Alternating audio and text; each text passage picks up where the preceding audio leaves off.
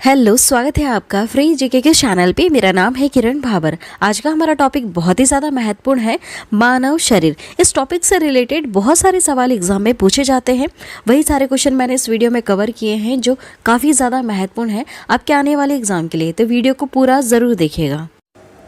आप सभी से रिक्वेस्ट है, फ्री ऑनलाइन क्लासेस देखने के लिए हमारे इस चैनल का भी सब्सक्राइब करें और बेल नोटिफिकेशन आइकन पे ऑल प्रेस ज़रूर कर दें। जब भी हम वीडियो अपलोड करेंगे नोटिफिकेशन आपके पास पहुंच जाएगा। Thank you. आप चाहे किसी भी कॉम्पिटिटिव एग्जाम की तैयारी करते हैं, इस वीडियो को देखकर ज़रूर जाइएगा। यहाँ से कई सारे सवाल एग्जाम में पहले भी पूछे जा चुके हैं। आज के इस वीडियो में हमने 40 महत्वपूर्ण प्रश्न कवर किए हैं और लास्ट में एक प्रश्न आप सभी लोगों से पूछा है जिसका उत्तर आपको कमेंट करके बताना है। इस वीडियो में हम रिविज़न भी करने वाले हैं ताकि आपको जितने भी प्रश्न हमने कवर करवाए हैं सारे आपको याद हो जाए। तो चलिए शुरू करते हैं सबसे पहले सवाल से।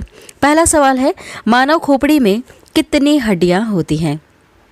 कितनी हड्डियां होती हैं? तो सही उत्तर होगा 8। मानव खोपड़ी में कितनी हड्डियां होती है? 8 हड्डियां होती हैं। अगला सवाल देखिएगा। अगला सवाल है, मनुष्य का हृदय कितनी बार धड़कता है? काफ़ी सिंपल सा सवाल है। सही उत्तर क्या होगा इसका? सही उत्तर ऑप्शन ए वाला, 72 टाइम्स धड़कता है 1 मिनट में। ठीक है, 1 मिनट में कितनी बार धड़केगा? 72 बार धड़केगा।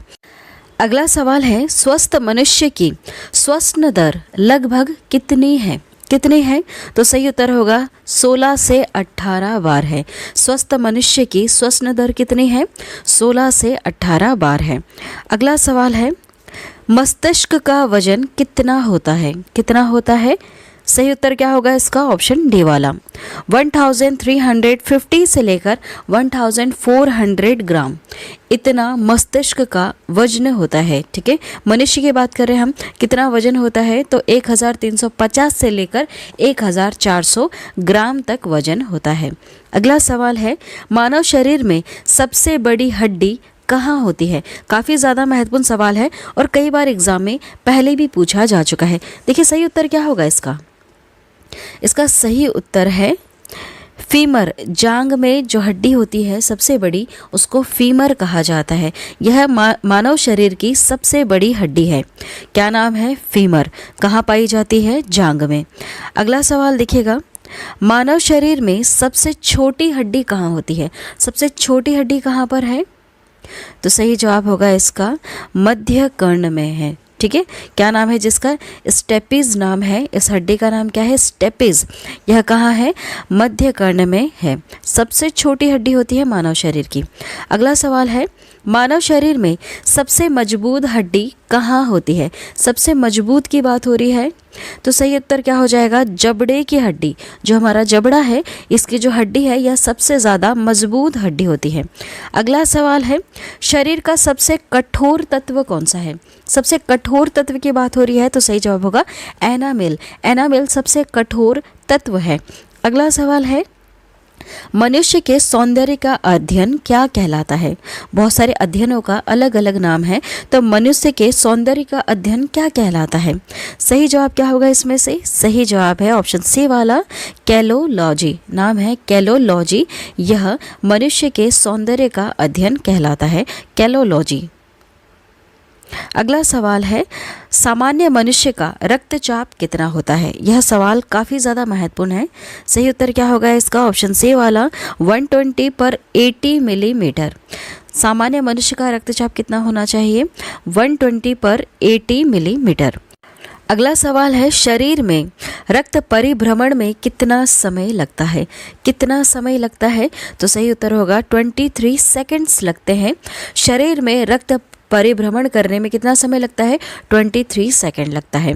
ठीक है, अगला सवाल देखिएगा, मानव शरीर में जल की मात्रा कितनी होती है? कितनी होती है? तो सही उत्तर होगा इसका ऑप्शन ए वाला, 65 से लेकर 80% मानव शरीर में जल की मात्रा होती है। याद रखिएगा, यह सवाल भी कई बार एग्जाम में पूछा जा चुका है कि मानव शरीर में जल की मात्रा कितनी होती है? कितनी होती है? सही उत्तर हो जाएगा 65 से लेकर 80% तक होती है। अगला सवाल है, रक्त की मात्रा शरीर के भार का कितना प्रतिशत होता है? कुछ इस तरह से सवाल पूछा है आपसे कि रक्त की जो मात्रा है यह शरीर के भार का कितना प्रतिशत होता है। सही उत्तर क्या हो जाएगा इसका? इसका सही उत्तर है 7% होता है। कितना होता है? 7% होता है। अगला सवाल है, मनुष्य में रक्त की मात्रा कितनी होती है? उसके शरीर में रक्त की मात्रा कितनी होती है? तो 5 से लेकर 6 लीटर तक होती है। ठीक। अगला सवाल है, मानव रक्त क्षारीय का पीएच मान कितना होता है? कितना होता है? याद रखिएगा, सही उत्तर है इसका 7.4 पीएच मान होता है।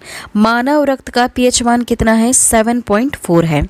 अगला सवाल देखिएगा, रक्त को शुद्ध करने वाला अंग कौन सा है? रक्त को शुद्ध कौन करता है? तो सही उत्तर होगा इसका किडनी। किडनी शुद्ध करती है रक्त को। ठीक है।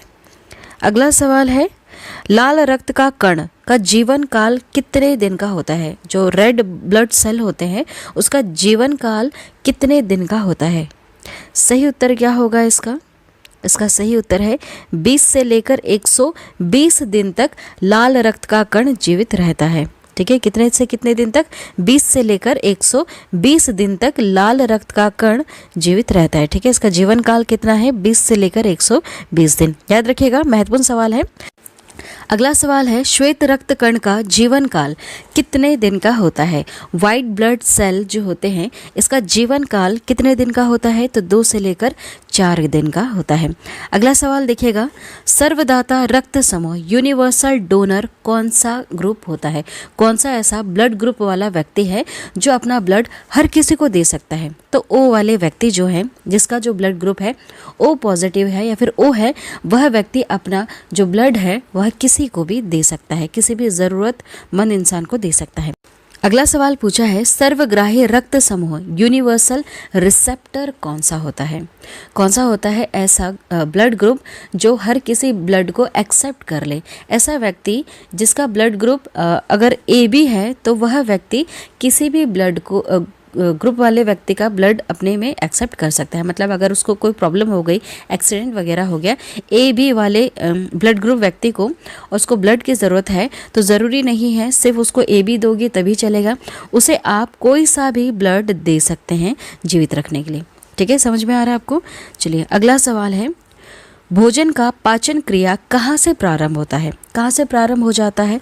तो यह मुंह से ही प्रारंभ हो जाता है। जैसे ही आप खाना खाते हैं, मुंह से ही इसका जो पाचन क्रिया है, जो प्रोसेस होती है, वह शुरू हो जाती है।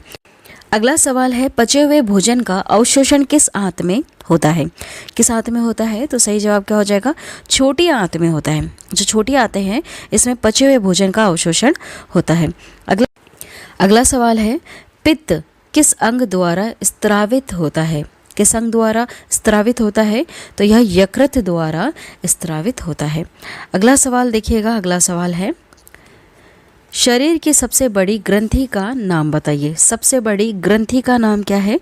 तो सही जवाब हो जाएगा इसका यकृत। लीवर जो है यह सबसे बड़ी ग्रंथि है हमारे मानव शरीर की। अगला सवाल है, शरीर का सबसे बड़ा अंग कौन सा होता है? सबसे बड़ा अंग क्या है? तो त्वचा है सबसे बड़ा अंग। अगला सवाल, सबसे छोटी ग्रंथि का नाम बताइए। सबसे छोटी ग्रंथि कौन सी है? तो सही उत्तर हो जाएगा इसका पिट्यूटरी ग्रंथि। ठीक है, पिट्यूटरी जो ग्लैंड है यह सबसे छोटी ग्रंथि है।